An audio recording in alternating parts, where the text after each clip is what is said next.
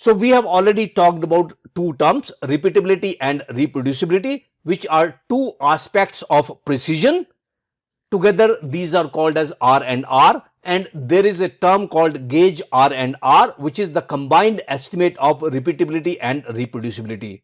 This in itself is quite a big subject, which we will be talking later once you go to green belt and black belt. But for now, as a yellow belt, you need to understand that there is a term called Gage R&R, which is the repeatability and reproducibility, which checks whether your system, the gauging system or the measurement, can produce consistent results or not.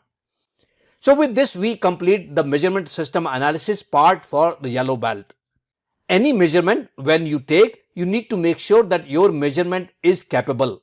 So you need to check the accuracy of your measurement, you need to check the precision of your measurement, and once you are satisfied with your measurement system, then only you can go ahead and take measurements. So with this, we complete our discussion on this section, which is the measurement system analysis.